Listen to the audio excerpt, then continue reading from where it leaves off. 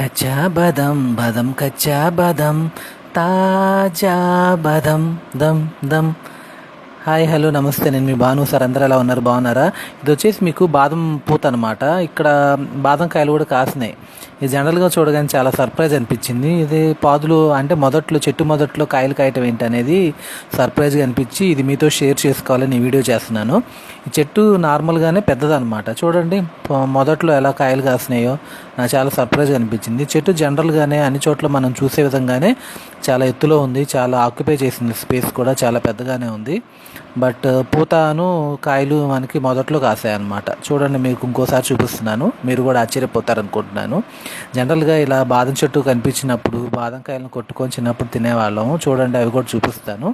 ఇలా బాదం కాయలను తీసుకొచ్చి రోడ్డు మీద పెట్టి మనం కొట్టి లోపల ఉన్న పప్పును తినేవాళ్ళం అనమాట. ఈ వీడియో కనుక మీకు నచ్చినట్లయితే సబ్స్క్రైబ్ చేసుకోండి, లైక్ చేయండి, షేర్ చేయండి.